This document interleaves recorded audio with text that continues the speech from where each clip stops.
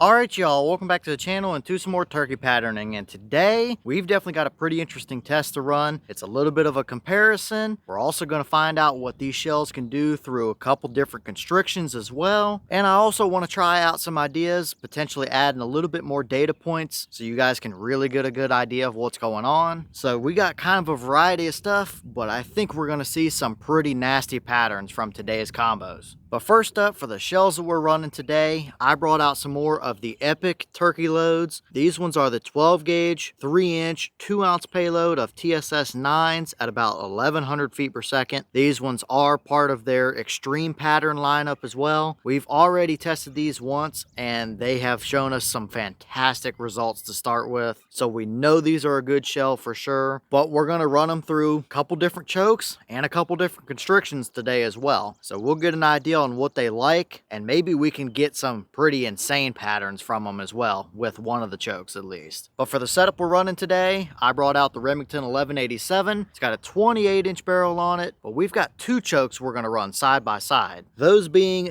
these two. We've got a Patternmaster Code Black Turkey. It's a 665 constriction, and we've got a Kicks Gobblin Thunder. That's a 655 constriction. So two different chokes, two different constrictions. One is definitely a little bit tighter than the other for sure, but both of these chokes we know have shot lights out with a large quantity of different shells from that 1187, and this Kicks 655 has been probably one of the nastiest performing chokes from a lot of our testing as well. If you want a tight core, this one usually does it. So we're going to have a little side-by-side comparison. Two different constrictions, which do these shells like better, and two different chokes in brand and style as well. So we'll see what happens when we put these two head to head. Before today's test, we're running everything the same as we usually do. As far as distance goes, it's going to be our same 40-yard patterns, and I've got the chrono to get our velocities. So we'll get you guys a few of those targets, we'll take both of our shots, and then we'll go down, mark everything up, and actually get a good idea on how these two choke combos actually perform with these Epic shells. I bet both of them do well, but I'm really curious to see how these shells do through that little tighter 655 especially. So let's take our shots and see what we get.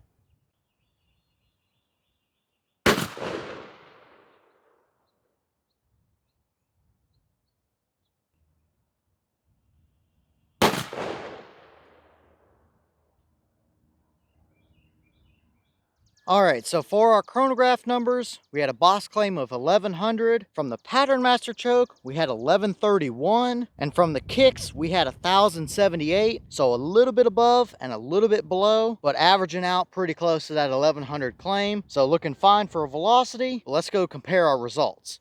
Alright, so here we have our two 40-yard targets side by side. We will take up close looks at them as well here in just a second. But we have our Patternmaster on the left and our Kicks on the right. The Patternmaster on the left is a 665 and the Kicks on the right is a 655. And I think we do see a pretty good representation of what I mentioned earlier, how both of these are phenomenal patterns. But if you want that absolute screamer of a core, that 655 Kicks is probably the way to go. But we'll start over here on the left with our Patternmaster Code Black Turkey 665. Both of our patterns favored to the left. We do have a little bit of a right to left crosswind today because I'm rarely ever favoring left with that particular 1187. So that may have come into play a little bit here with these shells. Either way, still a dead turkey. However, our core is definitely out in front of that bird. There's a ton of pellets there. It's a very nice even core area as well. And it's a pretty circular pattern overall. The Extreme Pattern line from Epic is kind of designed to give you that nice, hot, even spread while getting rid of as many flyers around the edge as you can. We might have a couple down there at the very bottom and maybe just a little bit of stuff right on the very top edge there or so. But most of that pattern is in a beautiful circle right there to the left of that turkey. So that is a very nice pattern, no question about it. We'll take a little more in-depth look at that here in a second.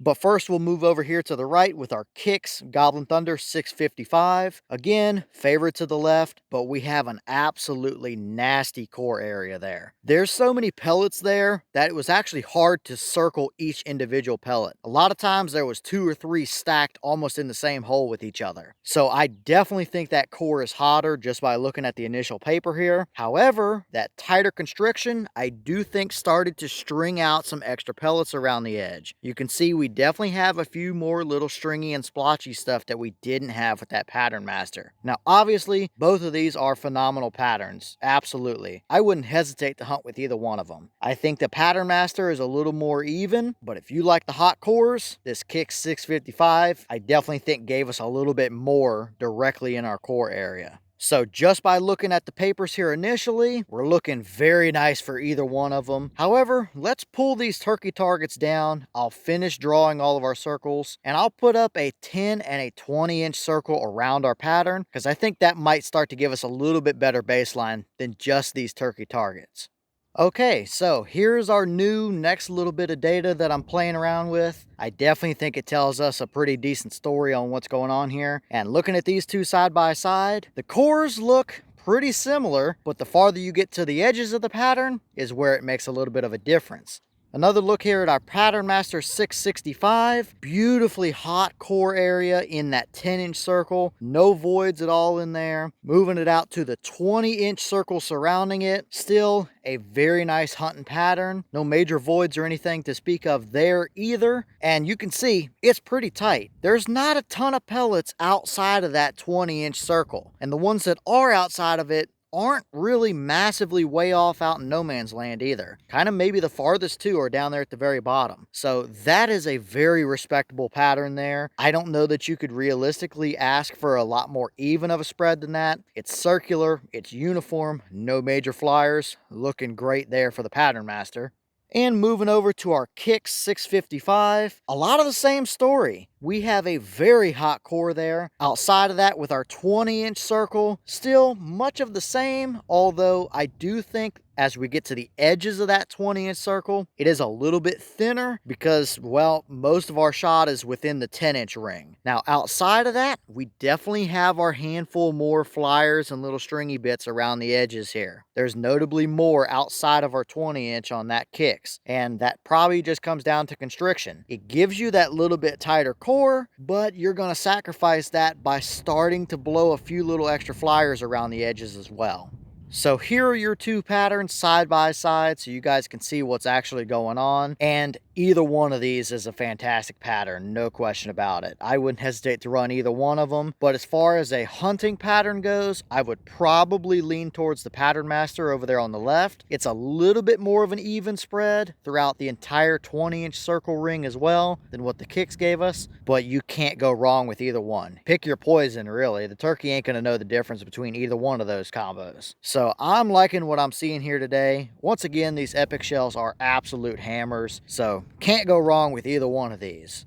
And I will jump in here in voiceover as well and add a little bit more additional information for you guys. This is something that I have started to include since filming this video. But as far as the actual pellet count numbers go, I think we need to count those to really get a true idea of the difference. With the Patternmaster over there on the left, we had 357 pellets within our 10-inch core and an additional 249 within the 20-inch ring. So a ton of pellet count there. But over there on the right, with our Kicks choke, we actually had a few less pellets in that 10-inch ring at 338, and a few less pellets within the 20-inch with 234 as well. I figured looking at it in person, the Kicks would have a little bit hotter of a core, but it's a little deceiving. The dead center might be a little bit hotter, but I think the pellets that are outside of the 20-inch ring is where our chokes really actually made the difference here. The tighter choke with the Kicks scattered more pellets, but the Patternmaster kept a little bit more tight, a little more dense, a little more even spread. So very interesting to see the exact numbers of pellets side by side.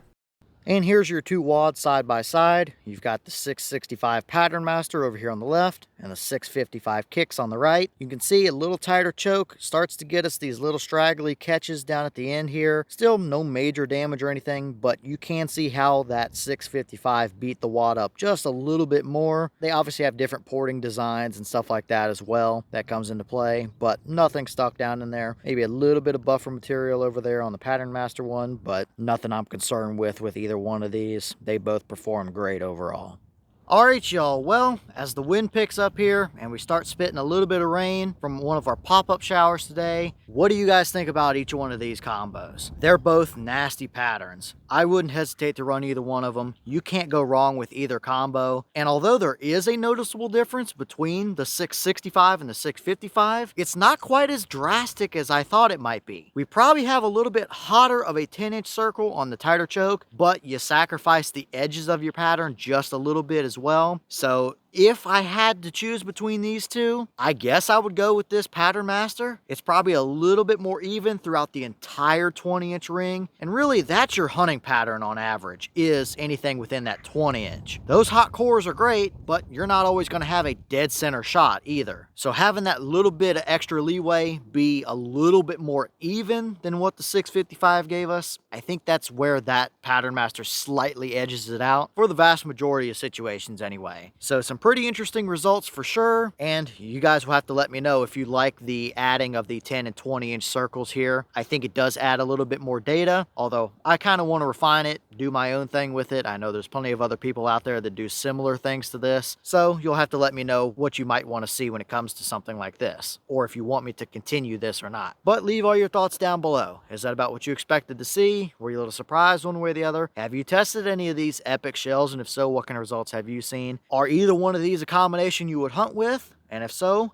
which pattern do you prefer? I don't think there's going to be many people that complain about either one of them, but which one is your favorite, I guess? And what other combos might you want to see us run those epic shells through? Let me know all that down below. But with that being said, I've got some more testing to get done for you guys, so I'm going to get back to it. As always, we have the channel Instagram as well as the mailbox where you can send stuff if you'd like. All the information will be in the description if you're interested in it, but I'm going to get back to it, so I'll see y'all in the next one.